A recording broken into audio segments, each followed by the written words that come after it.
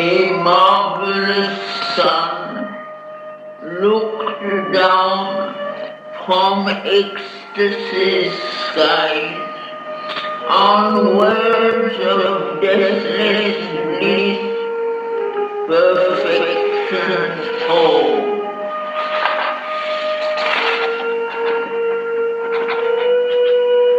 God's everlasting day surrounded her.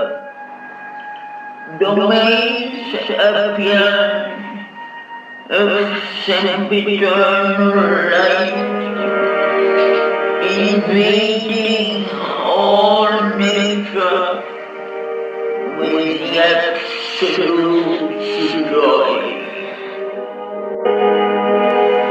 Arisen beneath a triple mystic heaven, the seventh immortal earth, where eternal mountains ridge on gleaming ridge, whose lines were graved as on sapphire plate, and etched borders of heaven's lustrous dome climbed like fine temple stairs, and from their heads all topless meditation heard below. The approach of a blue pilgrim multitude, and listened to the great arriving voice of the wide travel hymn of timeless seas. In cities cut like gems of conscious soul, and wonderful pastures, and on gleaming coasts, bright forms were seen, eternity's luminous skies.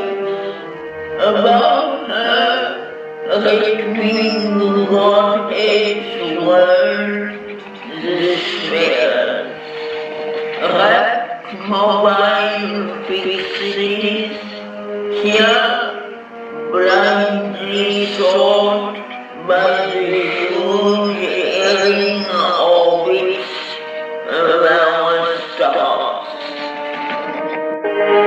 Immortal harmonies filled her listening ear.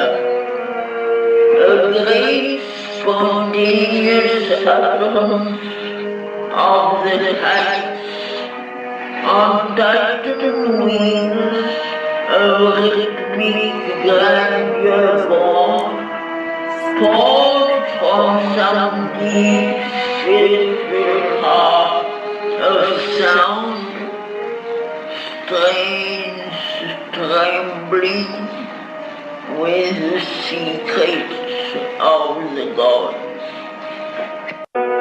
In the harmony of an original sight, she saw all nature marvelous without fault. Endless aspired the climbing of those heavens, reeve upon reeve received her soaring view. Immune she beheld the strong immortal seas, who live for a celestial joy, and who the middle regions of the unfading ray, great forms of deities set restless stars, eyes an unborn gaze towards her leaf, through a transparency of crystal fire.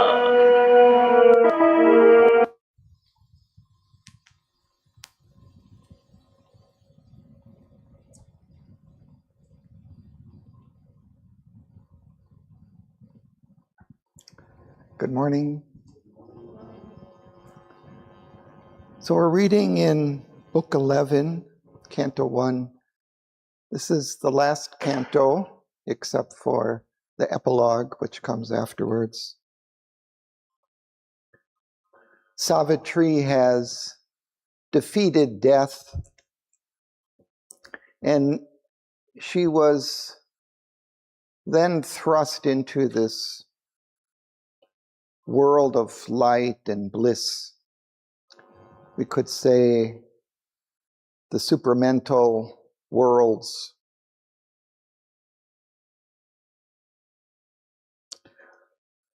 And Mother was just reading from the beginning of the canto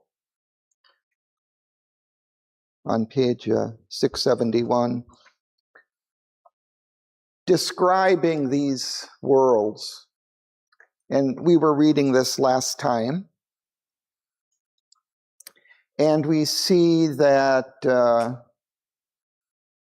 are many different layers or worlds in this supramental realm through which Savitri has been thrust, and she's looking around her.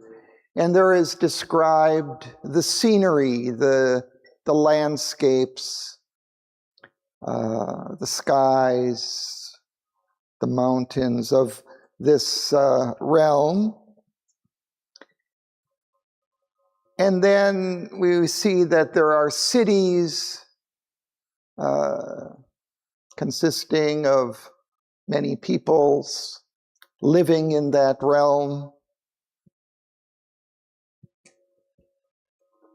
As Sri Aurobindo says on page 673, about 2/3 of the way down,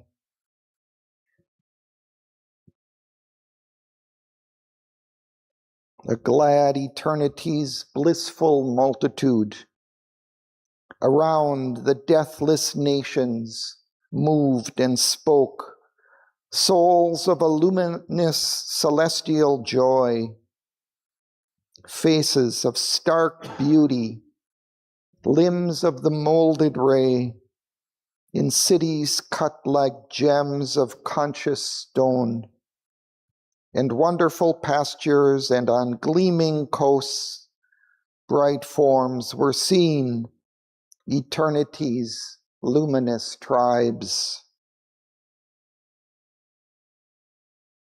And then are described these Godheads, which we saw in the painting and which Mother had read. Above her, the rhythming Godheads whirled the spheres, wrapped mobile fixities here blindly sought by the huge erring orbits of our stars. And then there was a description of all the different senses that were transformed and divinized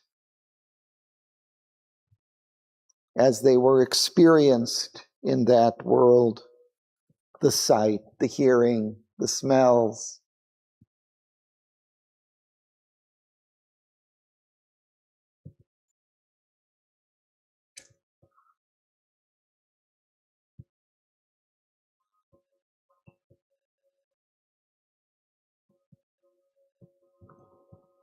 And some more of the bliss.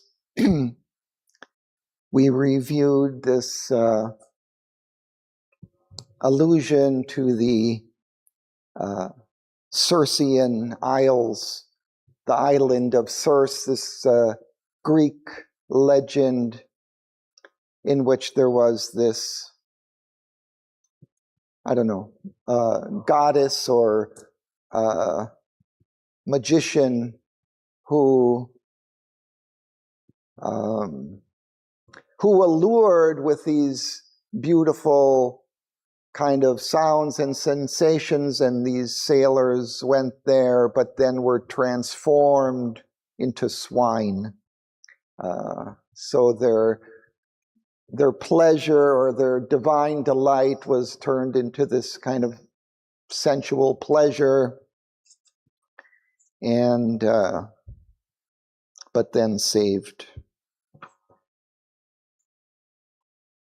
So Sri Aurobindo alludes to this kind of divine delight as described in Homer's description of that myth.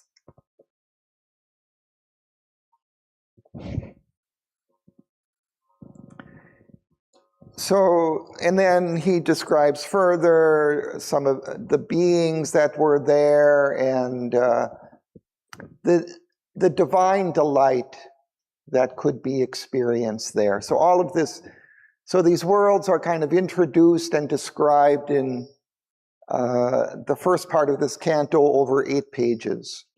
And then we come to where we are now on page 678 at the break. And now there is a description of the supreme being whom Savitri encounters in this realm. And over the next 4 pages or so, this being is described. So we'll read that today. And I think we start here, Turiya. So we're at 678 at the break. As we drowned in a sea, as one drowned in a sea of splendor and bliss, mute in the maze of these surprising worlds, turning, she saw their living knot and source, key to their charm and fount of their delight, and knew him for the same who snares our lives, captured in his terrifying, pitiless net, and makes the universe his prison camp, and makes in his immense and vacant vast the labor of the stars a circuit vain, and death the end of every human road, and grief and pain the wages of man's toil. One whom her soul had faced as death and night, a sum of all sweetness gathered into his limbs, and blinded her heart in the beauty of the suns. Transfigured was the formidable shape, his darkness and his sad destroying might, abolishing forever and disclosing the mystery of his high and violent deeds. A secret splendor rose, revealed to sight, where once the vast embodied void had stood. Night, the dim mask had grown a wonderful face. Thank you. Let's pause. Thank you.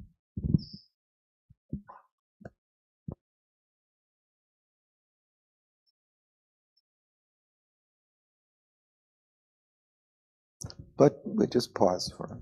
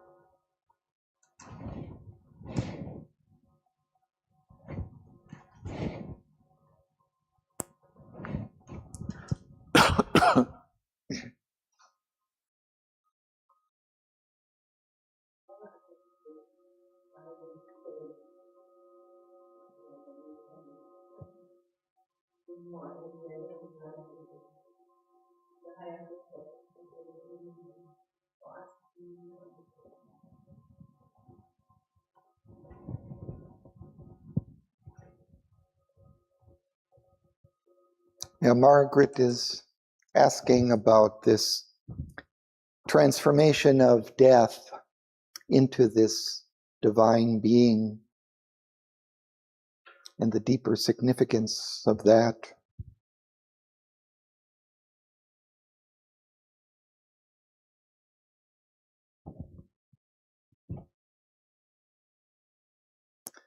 But let's see just how it's described first. So Savitri is experiencing these worlds which just have been described. And she's as if drowned in a sea of splendor and bliss. And then she turns and looks and sees this being before her. And as Sri Aurobindo describes in this opening part, she understands that it is the same being whom she had encountered as the god of death, which we had just been reading over many cantos. And then death is described in some detail of how he is experienced by human beings, especially. She knew him for the same who snares our lives, captured in his terrifying, pitiless net, and makes the universe his prison camp, and makes in his immense and vacant vast the labor of the stars a circuit vain, and death the end of every human road, and grief and pain the wages of man's toil.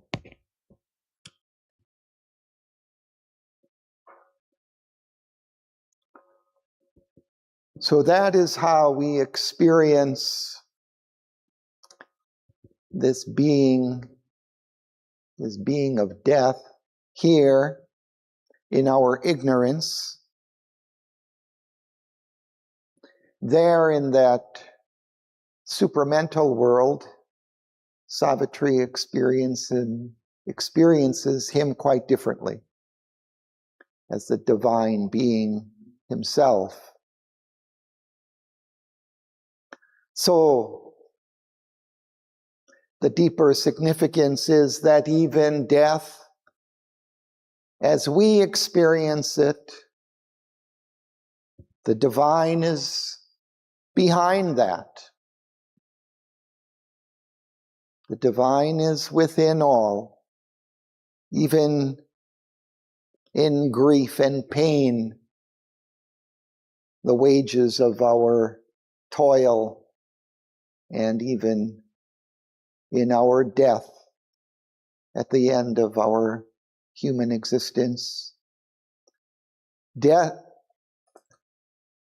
all this pain and suffering that we feel, are the divine being shaping us, leading us step by step to himself. I think that's the basic significance.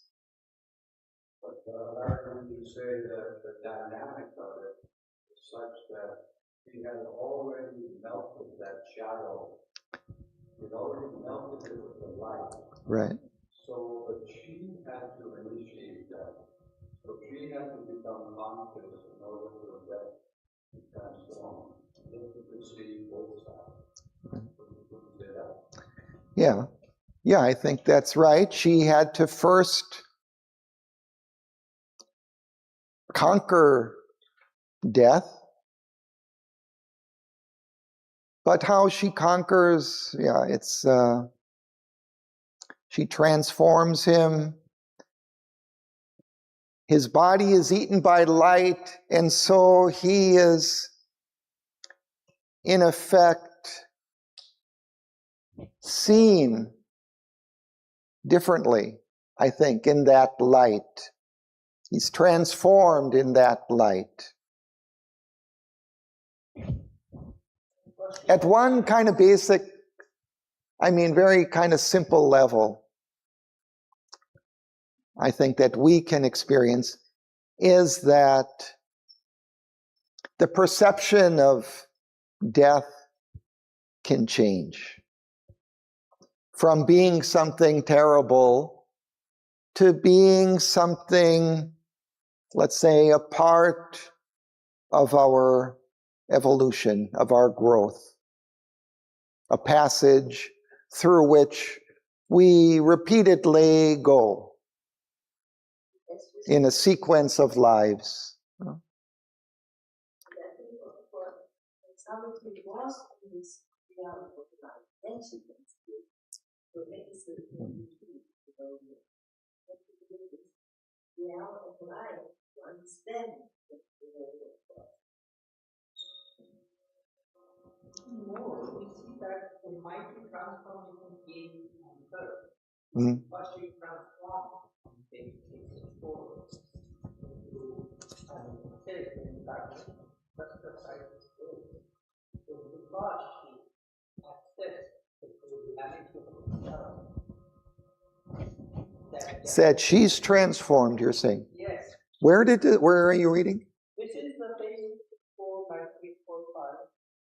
346. Can you read it?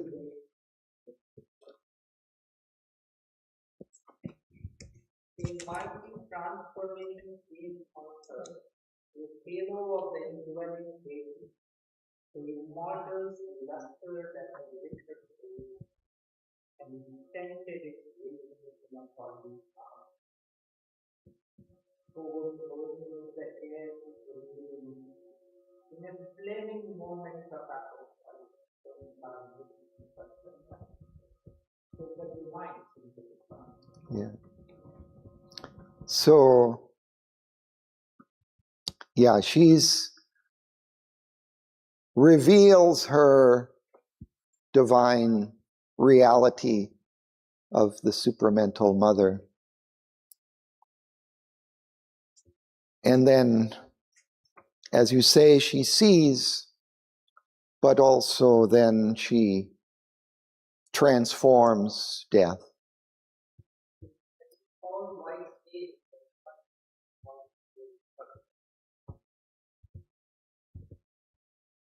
and she also mounts beyond the mountain to the last line. To that time, whether it was almost to where the supramental all that. Right. She's ascended to some very high level of consciousness. Death never changes. Death does not change. She changes. It's perception and awareness that is happening here. Not reality except for the individual. So that's our issue. Okay, we can say that it's a change in perception, but I would argue that what Sri Aurobindo and Mother are aiming at is something perhaps based on that perception, but something more that actually has physical repercussions, right?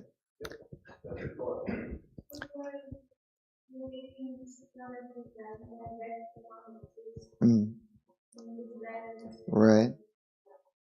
In that realm, this is how he appears. But yeah, one thing I think is worth stressing here is that Savitri, like Sri Aurobindo and Mother's kind of mission, is to change, or let's say maybe abolish death here for human beings, to create the possibility of an immortal being, and even perhaps an immortal form. The technology is not about that. Yeah. Well, okay. That might be an instrument through which they work. Because we can see that there are certain beings already on Earth that live thousands of years. Trees, for some certain trees.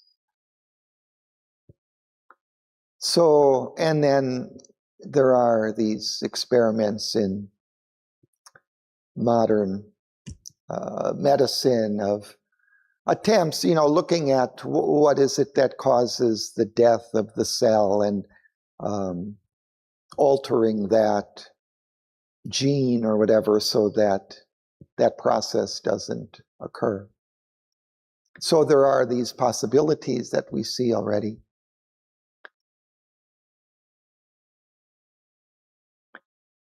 And all of those also come about due to a growth of consciousness.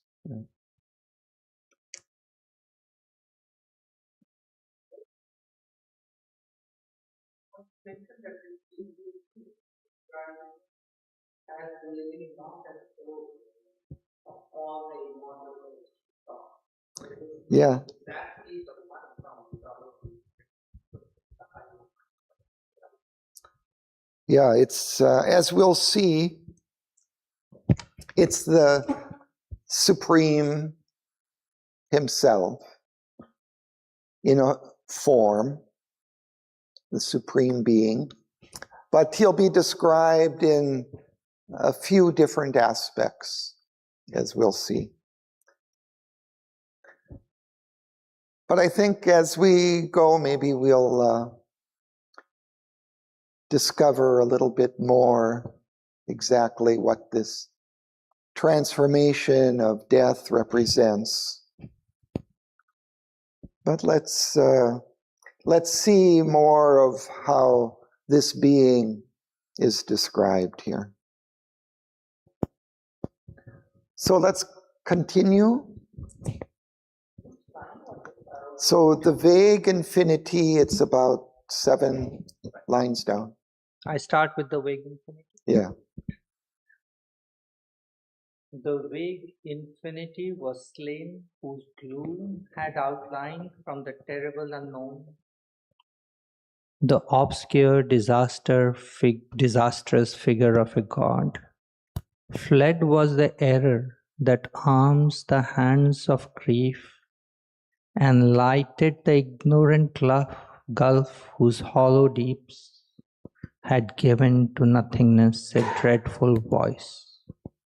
As when before the eye that wakes in sleep is opened the sombre binding of a book, illumined letterings are seen which kept a golden blaze of thought inscribed within.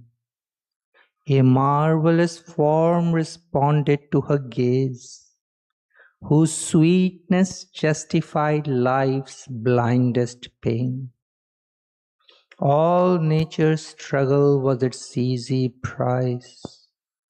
The universe and its agony seemed worthwhile. As if the choric calyx of a flower, aerial visible on music's waves, a lotus of light-petaled ecstasy, took shape out of the tremulous heart of things. There was no more the torment under the stars, the evil sheltered behind nature's mask. There was no more the dark presence of hate, the cruel rictus on love's altered face. Thank you. Let's pause.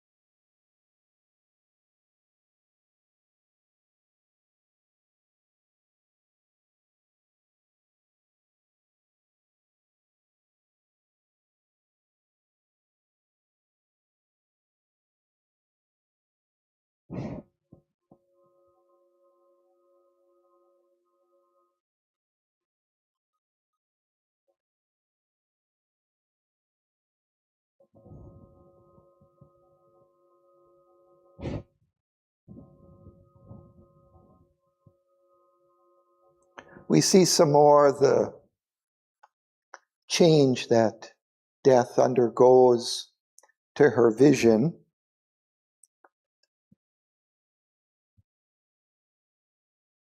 And perhaps that the reason for that, because fled was the error that arms the hands of grief.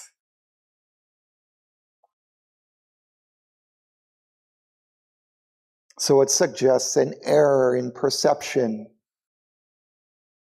that's leading to grief and had given to nothingness a dreadful voice.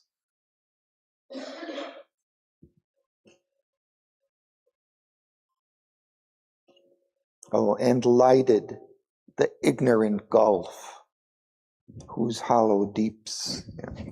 So that light is there, illumining what before was a darkness.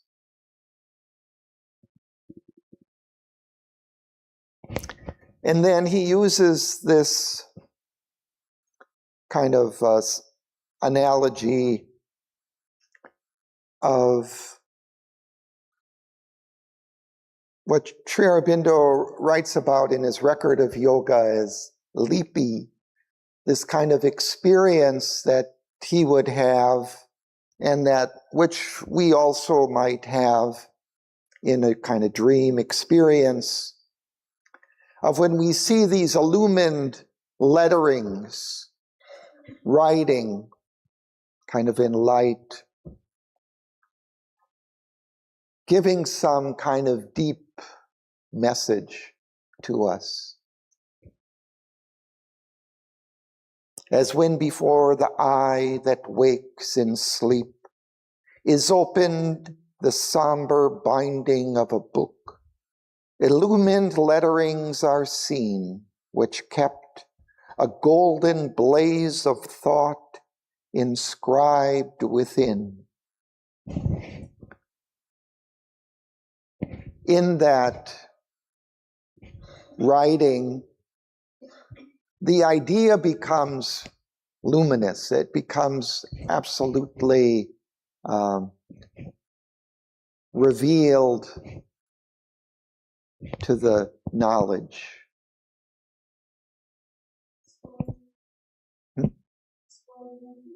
Yeah. It's called lipi in his record of yoga. Sri Aurobindo often experienced this. He would see this illumined writing, giving him different messages about different things. Just could be all kinds of a kind of a foreknowledge of something that was to happen, or of just a deeper understanding of things as they are. But the knowledge becomes very clear and evident, kind of coming along with reading that writing. This is the force behind the manuscript. Uh, So that the font itself conveying the truth of what is behind it. So the Bible and Scripture always has these things in it to connect people to that energy. So the calligraphy could be related to that. I think there are kind of, not sure, but it seems to me that in some of these myths, there are these magical books that kind of open and have this kind of illumined writing.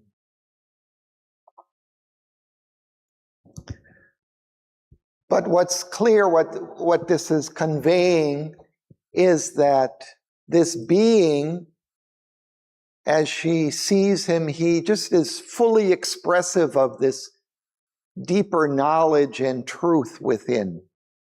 Just like these letterings reveal this deeper knowledge, so he too reveals a kind of a truth and light in his form. Yeah. Yeah. Right.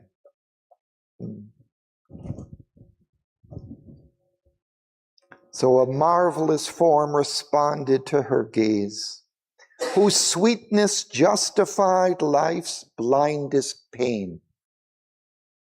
So again, that pain that we experience is transformed in his look to some divine delight. And all the struggle that we experience, that nature experiences over this long course of evolution, all this, chasing and fighting and killing and devouring, all of that experiences. An experience that was an easy price to pay for the delight that she experiences in him. He reveals the truth, the delight behind all of that.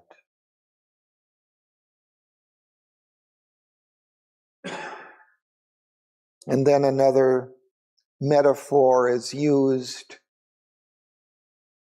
this choric calyx of a flower. So the calyx is the sepals that kind of surround the bud of a flower and that then open.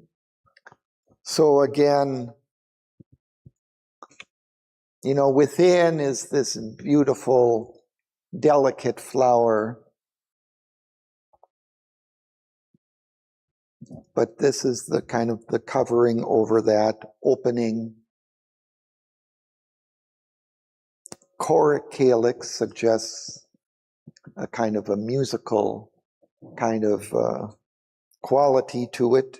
Aerial, visible on music's waves. A lotus of light-petaled ecstasy took shape out of the tremulous heart of things. So it's kind of comparing it to the opening of a lotus bud.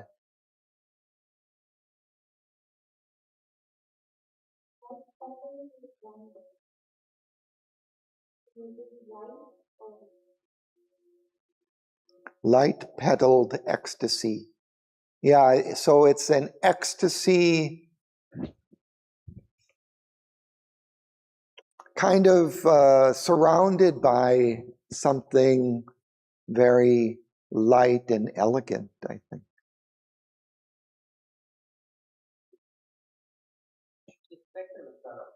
Yeah.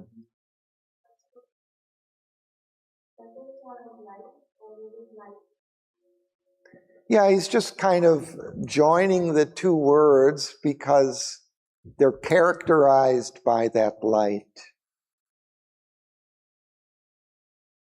Sometimes if we see a lotus opening in the sun, it's almost as if it's reflective of light. When he puts together three things at the same time, the blooming of the lotus, but it's blooming because of the light, but it is the light, and it's ecstasy. Mm. So you have this kind of metaphor that is static or transcendent. Mm. That's why it's a good name. So again, he contrasts it, this being, with what we experience. There was no more the torment under the stars, the evil sheltered behind nature's mask. There was no more the dark pretense of hate, the cruel rictus on love's altered face. So that is a gaping grimace, kind of a distorted big smile. It's a pain. Yeah, yeah, But it's cynical also. yeah, it can be cynical, I think.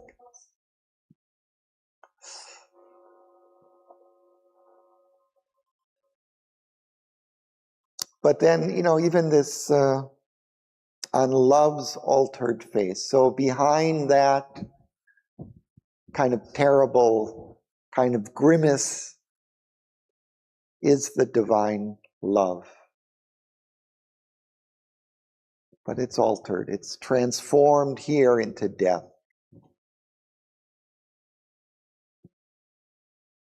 Or into hate. So let's continue our description of this being.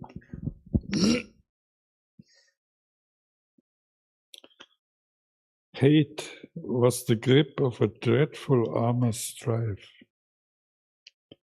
a ruthless love intent only to possess, has here replaced the sweet original God, forgetting the will to love that gave it birth, the passion to look itself in and to unite.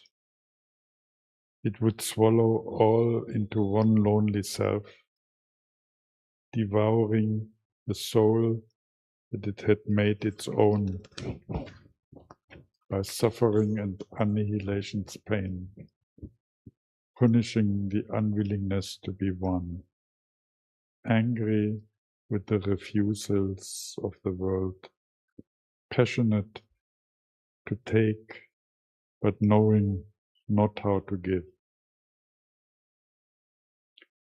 This somber cowl was cast from nature's brow. There lightened on her the Godhead's lurking love. All grace and glory and all divinity were here collected in a single form. All worshipped eyes looked through his from one face. He bore all Godheads in his grandiose limbs. An oceanic spirit dwelt within, intolerant and invincible in joy, a flood of freedom and transcendent bliss into immortal lines of beauty rose. Thank you. Let's pause.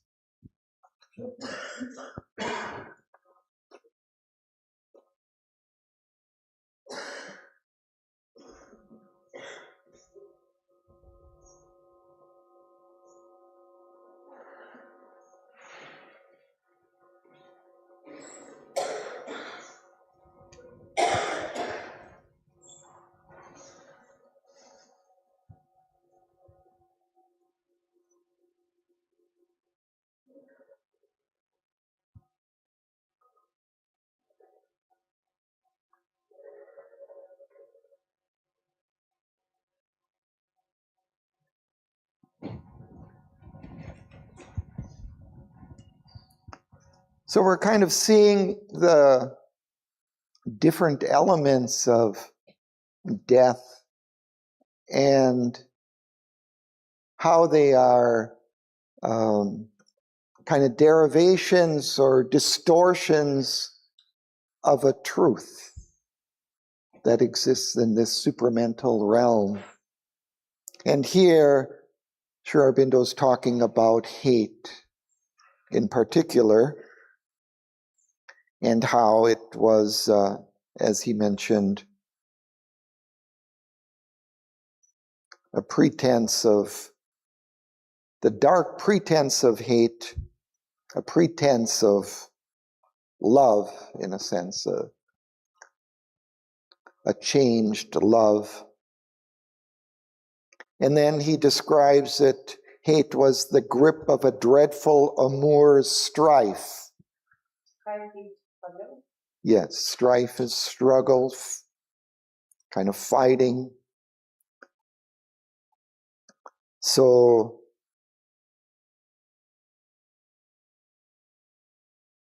there is this interaction between beings. We're united in love, but when it's transformed or distorted, it becomes hate.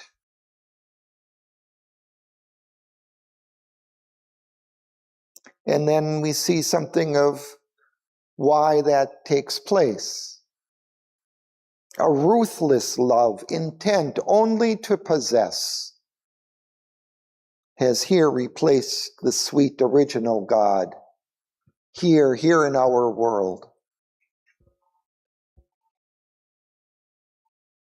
Forgetting the will to love that gave it birth, the passion to lock itself in and to unite. I thought this was kind of interesting, this passion to lock itself in, as if to hold oneself back and give place for the other, for the divine, to rein in one's ego, in a sense, and allow the divine to be everywhere. To unite, to lock itself in and to unite. Instead, it would swallow all into one lonely self, devouring the soul that it had made its own by suffering and annihilation's pain, punishing the unwillingness to be one, angry with the refusals of the world. We want to take into our lonely self, into our ego, others. And when they refuse, or the world refuses to limit itself to our own conception and to be eaten up by us, then we punish, we hate. Why are you not surrendering yourself to me? Angry with the refusals of the world. Passionate to take, but knowing not how to give. So all of this was thrust aside. Death's somber cowl was cast from nature's brow. There lightened on her the Godhead's lurking laugh.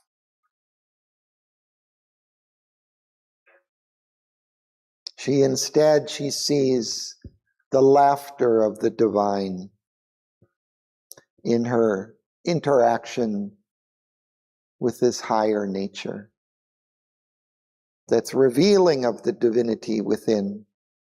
All grace and glory and all divinity were here collected in a single form, in this divine being whom she's encountering. All worshipped eyes looked through his from one face. All the deities are looking at her through his eyes. He bore all Godheads in his grandiose limbs. An oceanic spirit dwelt within. A being oceanic was there, intolerant and invincible in joy. This intolerant, I don't understand. Maybe somebody has an insight. Why is this joy intolerant? It's intolerant of anything else. It's so powerful. It's so powerful that no pain or suffering can enter. Overwhelming, yeah. A flood of freedom and transcendent bliss into immortal lines of beauty rose.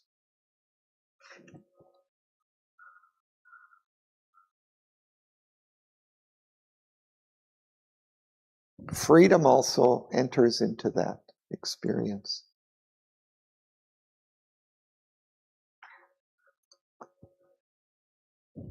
Let's continue. Gets more interesting.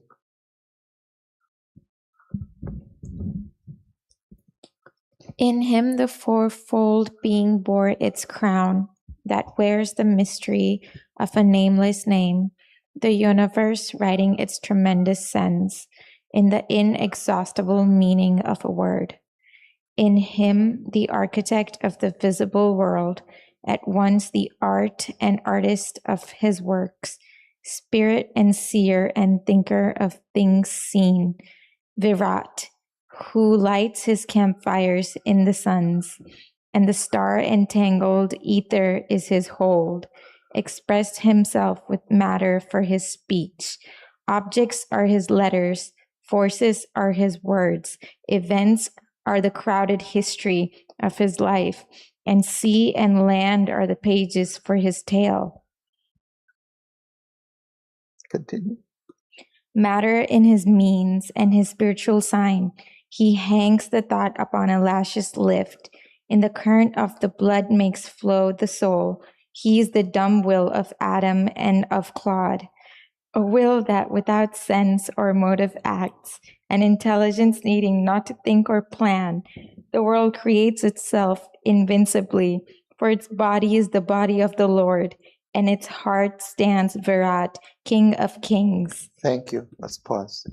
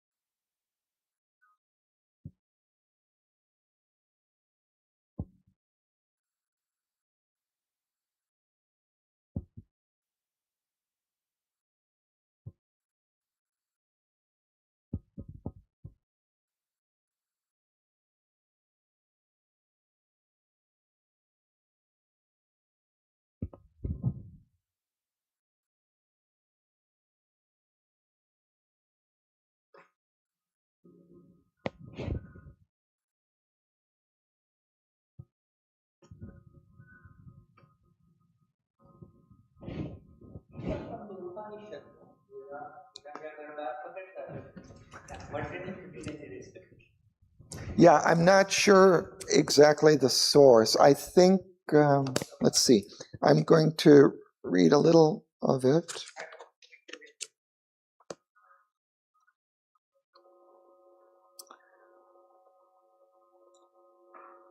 Okay.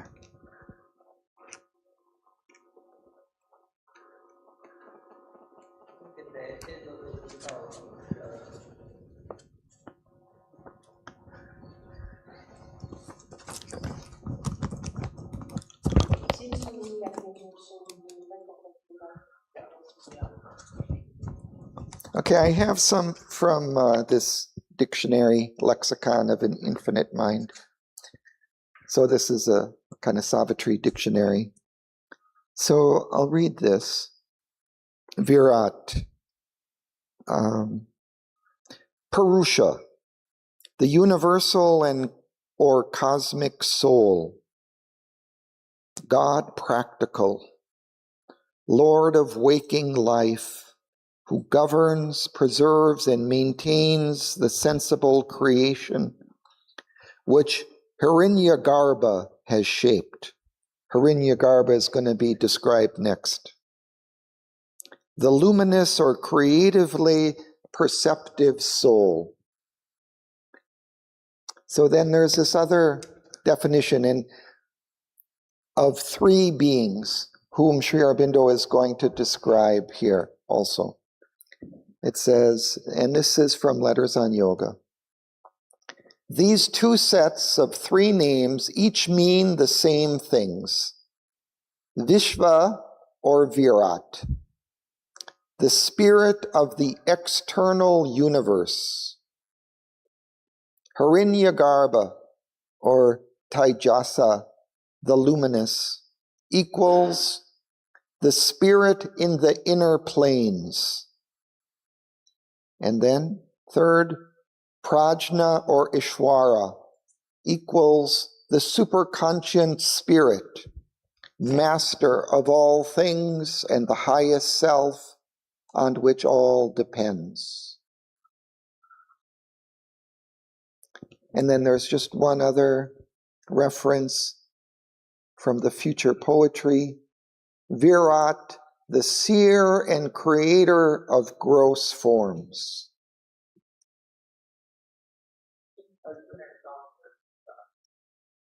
Mm-hmm.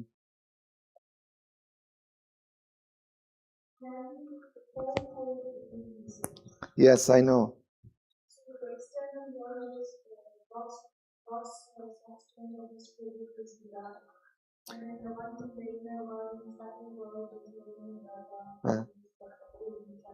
Right.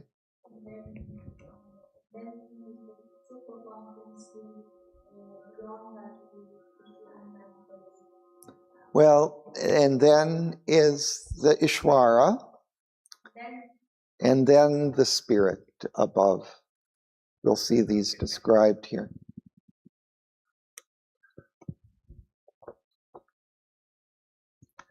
So kind of master of the physical universe, I guess you could say, the spirit in the physical universe. And as it is put here, for its body is the body of the Lord.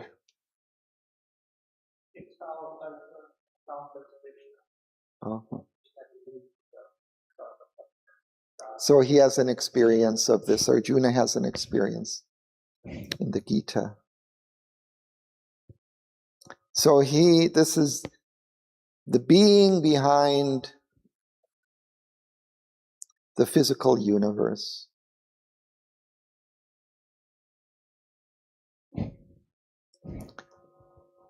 So he expresses himself with matter for his speech. Objects are his letters. Forces are his words. Events are the crowded history of his life. And sea and land are the pages for his tale.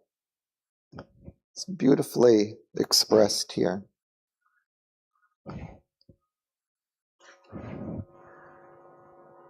He hangs the thought upon a lash's lift.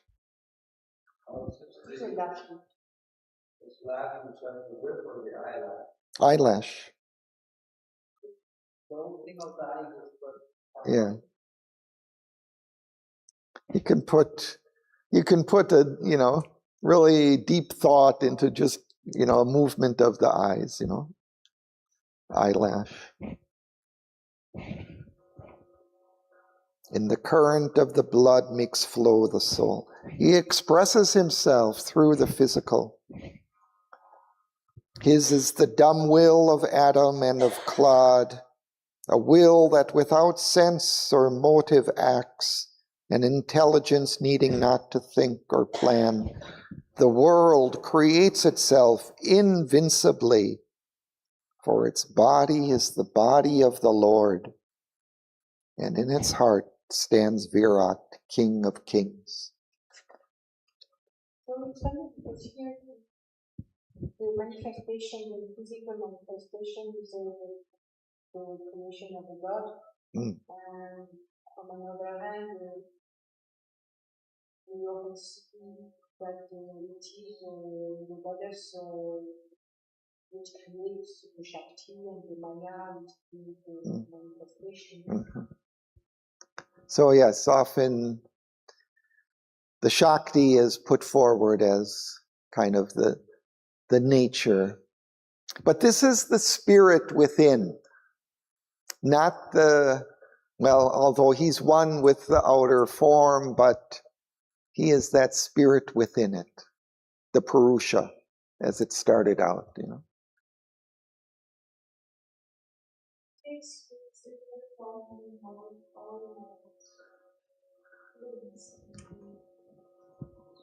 Sure, Canto also adoration of the Divine Mother was called the Father. Yeah. Yeah, well, in the Ishwara, Shakti ultimately are united, are one. But they just emphasize a kind of a different side of it. The Purusha versus the Prakriti or nature. As well, Isha has written something about it in one article in the Bulletin of the Ashram, about the fact that at the end in 1927, at the end of his writing the record, he arrived at the summum, which was the goddess. And in Savitri also he makes the parallel between some verses in Savitri, so it seems that in this sadhana, the supreme being is the goddess.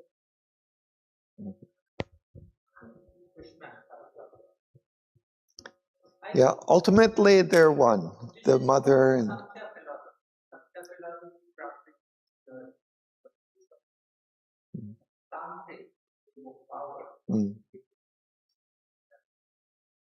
So it's emphasizing one or the other, but ultimately they're one.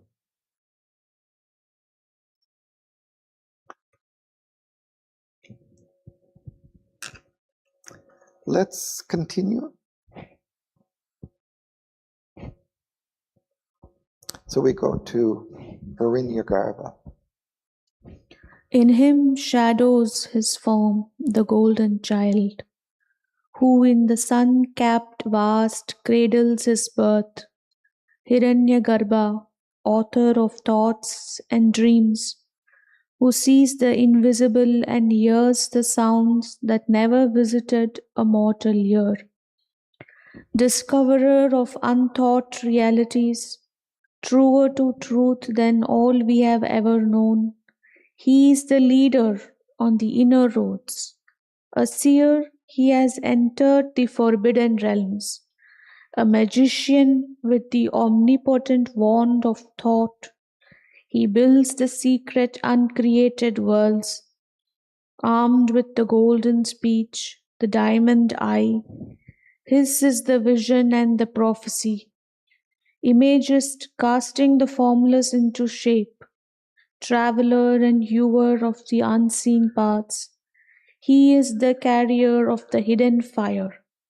He is the voice of the ineffable. He is the invisible hunter of the light, the angel of mysterious ecstasies, the conqueror of the kingdoms of the soul. Thank you. Let's pause.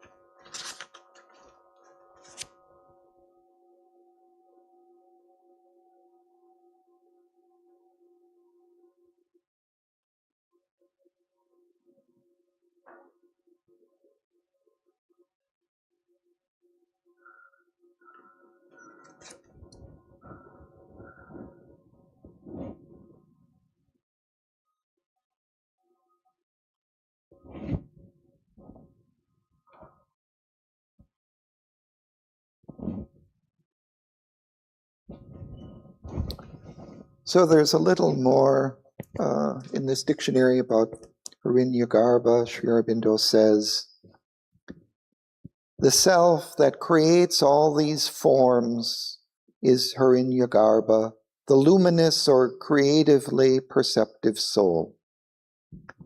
The synthesis of yoga. Then, from the future poetry, Harinyagarbha, the luminous mind of dreams, looking through gross forms created by Virat, looking through those forms to see his own images behind them.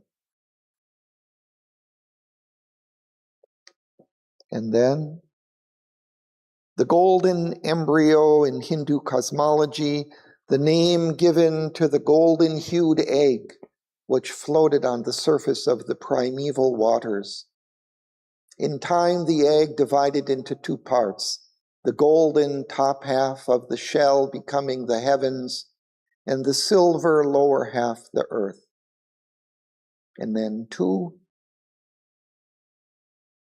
God imaginative and therefore creative, the spirit in the middle or dream state, the Lord of dream life, who takes from the ocean of subconsciously intelligent spiritual being the conscious psychic forces which he materializes or encases in various forms of gross living matter. This is from another glossary and index of proper names in Sri Aurobindo's works. But that earlier kind of description of this Lord of the inner realms, I think, is key to this being, and as he is described here in this passage, seems to be of this kind of inner world, these inner planes of being. He is the spirit of this realm, and here also the leader on the inner roads. A seer, he has entered the forbidden realms. A magician with the omnipotent wand of thought, he builds the secret uncreated worlds. These inner worlds, some of them may materialize into form, into material form, some may not.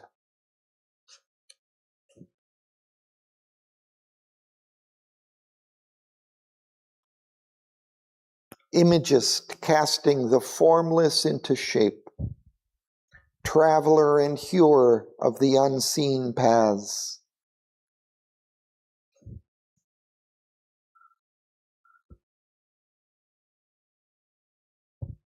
The conqueror of the kingdoms of the soul.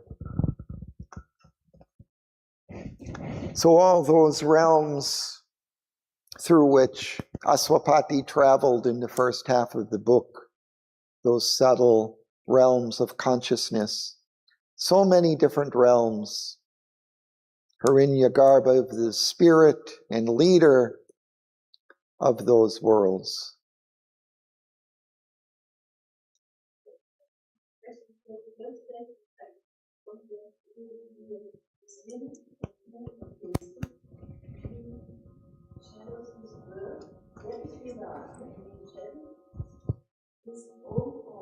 Yeah, that's him is Virat. Shadows, his form, the golden child. So, yeah, these two are closely connected. And what we kind of saw, even in this thing that I read, it's like through the material form, if we go deeper into it, we can enter into this subtle realm. Because this subtle realm stands behind the physical. So the sentence means in Virat, these four shadows, the golden child. Yes. So Virat is kind of the outer, a little bit more towards the surface of the physical. Hiranyagarbha is deeper within. He rules the inner realms.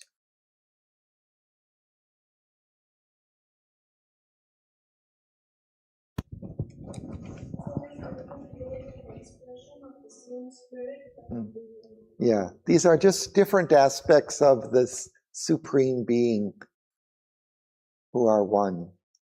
Ultimately, they are one being. All these different beings are looking out through this supreme being's eyes, as he said earlier. And the carrier of the hidden fire reminds also of Agni. Carrier of the hidden fire. Yeah, it almost suggests something of Agni there, but yeah, there are some other gods or beings kind of subtly alluded to, perhaps.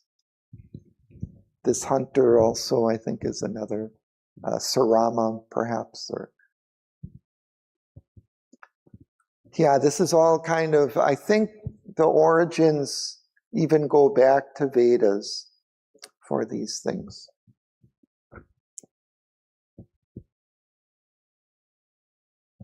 But let's now look at this third aspect, B, I think. Or who's next? Or are you? A third spirit stood behind their hidden cause, a mass of superconscience clothed in light, creator of things in his all-knowing sleep. All from his stillness came as grows a tree. He is our seed and core, our head and base. All light is but a flash from his closed eyes. And all wise, truth is mystic in his heart. The omniscient ray is shut behind his lids. He is the wisdom that comes not by thought. His wordless silence brings the immortal word. He sleeps in the atom and in the burning star. He sleeps in man and God and beast and stone. Because he is there, the inconscient does its work. Because he is there, the world forgets to die. He is the center of the circle of God. He, the circumference of nature's run. His slumber is an almightiness in things. Awake, he is the eternal and supreme. Above was the brooding bliss of the infinite, its omniscience and its omnipotent repose, its immobile silence absolute and alone. All powers were woven in countless concords here. Thank you. Let's pause.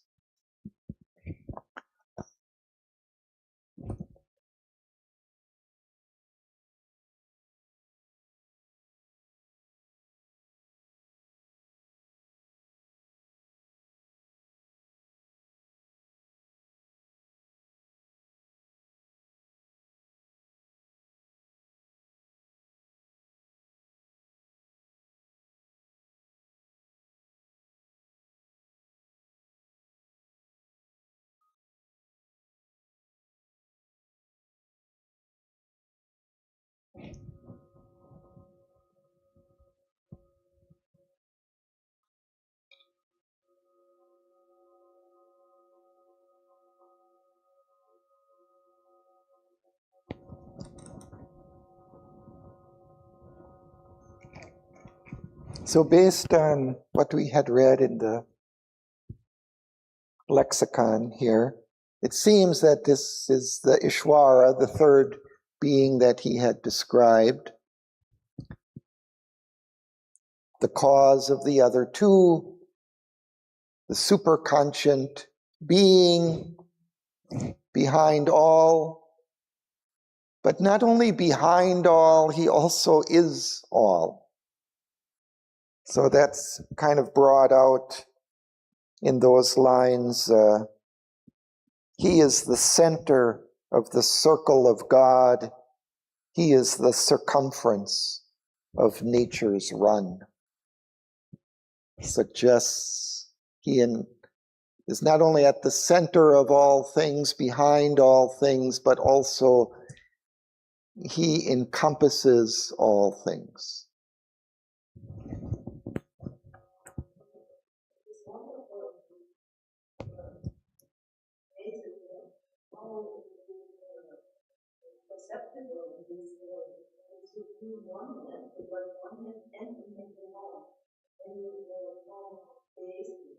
Right.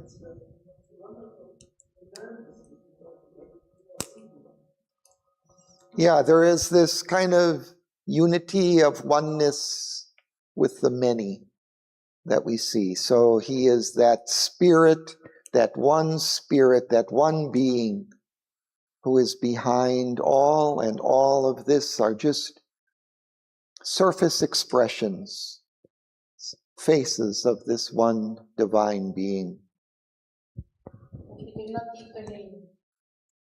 He didn't give a name here, no.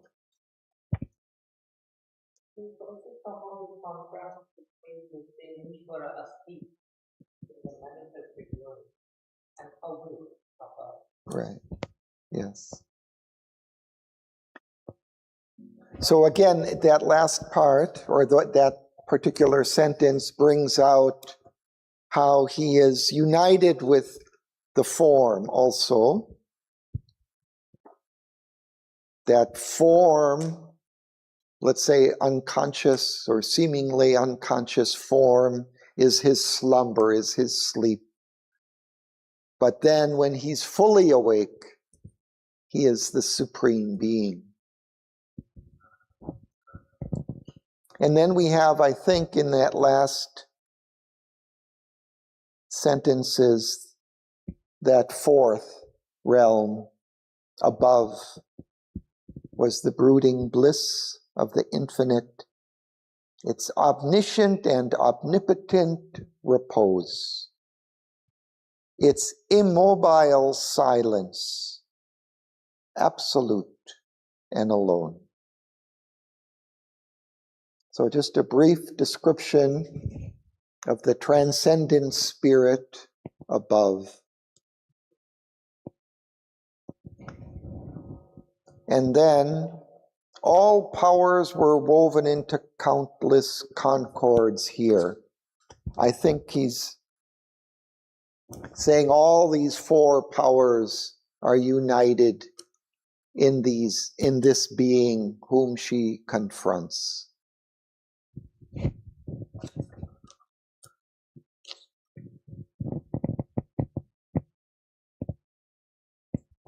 He is the fourfold being.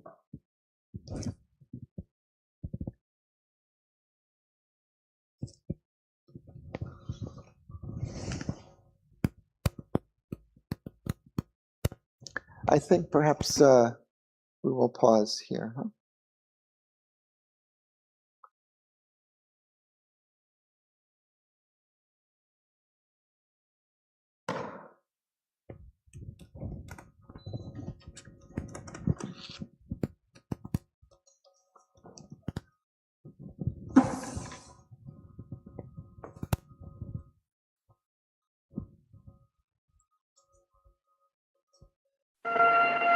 A marvelous sun looked down from ecstasy's skies on worlds of deathless bliss, perfection's home.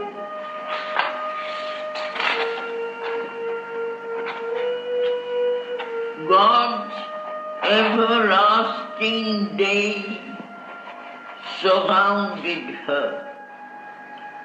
Domains appeared of sempiternal light, invading all nature with the absolute joy. Arisen beneath a triple mystic heaven, the seventh immortal earth were seen, sublime, homes of the blessed, released from death and sleep, where grief can never come, nor any pain. Eternal mountains ridge on the gleaming ridge, whose lines were graved as on sapphire plate, and etched the borders of heaven's lustrous noon, climbed like piled temple stairs, and from their heads of topless meditation heard below the approach of a blue pilgrim multitude, and listened to the great arriving voice of the wide travel hymn of timeless seas. In cities cut like gems of conscious stone, and wonderful pastures, and on gleaming coasts, bright forms were seen, eternity's luminous skies, above her rhythming the Godhead's world, the spheres, rapt mobile fixities, here blindly sought by the huge erring orbits of our stars. Immortal harmonies filled her listening ear. A great spontaneous utterance of the heights, on Titan wings of rhythmic grandeur born, poured from some deep spiritual heart of sound, strains trembling with the secrets of the gods. In the harmony of an original sight, she saw all nature marvelous without fault. Endless aspire the climbing of those heavens, reeve upon reeve received her soaring view. Immune she beheld the strong immortal seas, who live for a celestial joy and hope, the middle regions of the unfading ray, great forms of deities set in deathless stars, eyes of an unborn gaze towards her lead, through a transparency of crystal fire. The golden bosomed Aspara goddesses, world linked in the moonlit heavens of heart.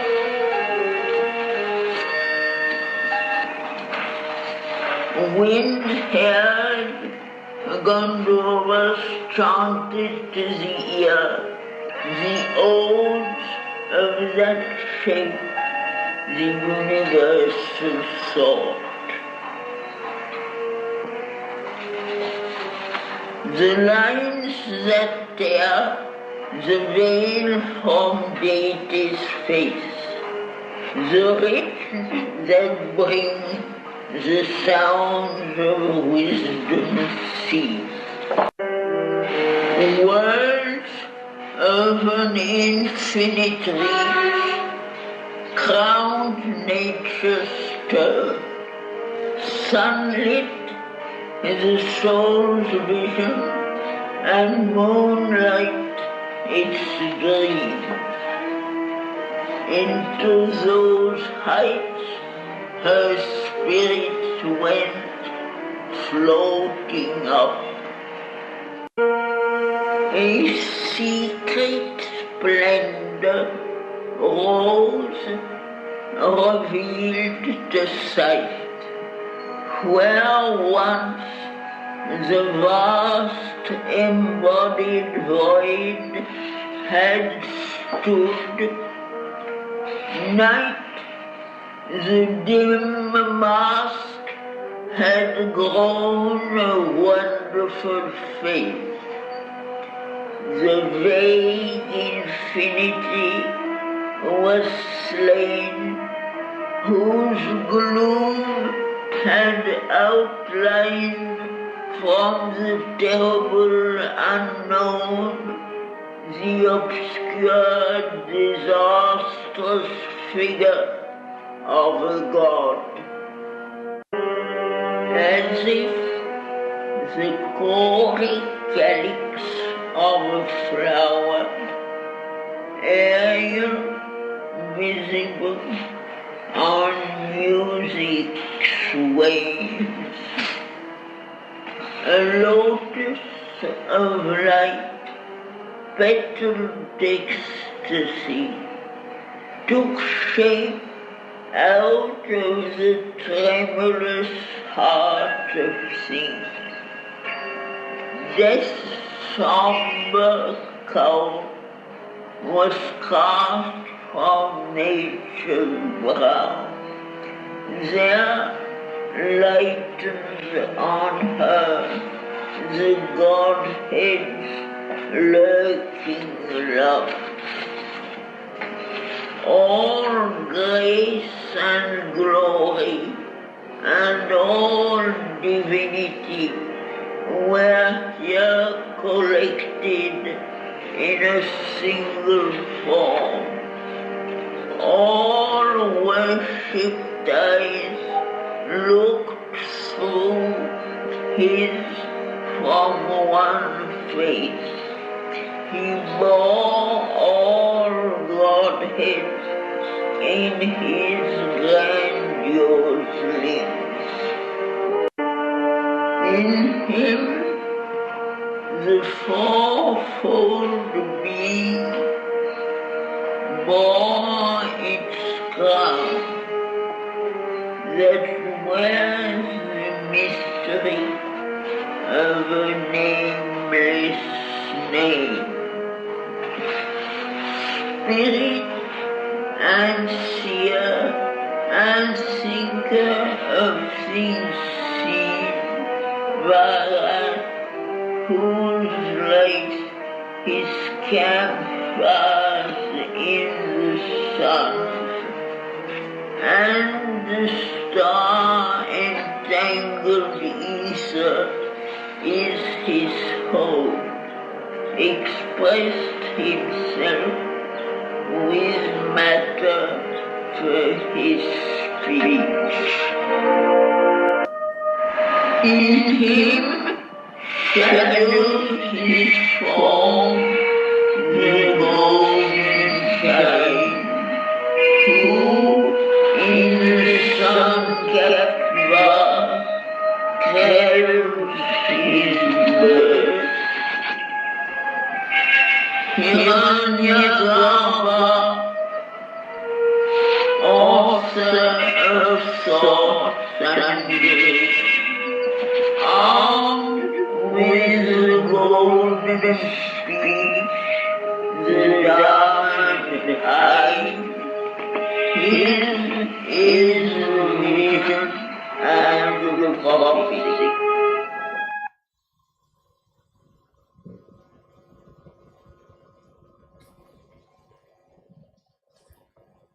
Thanks to Sri Aurobindo.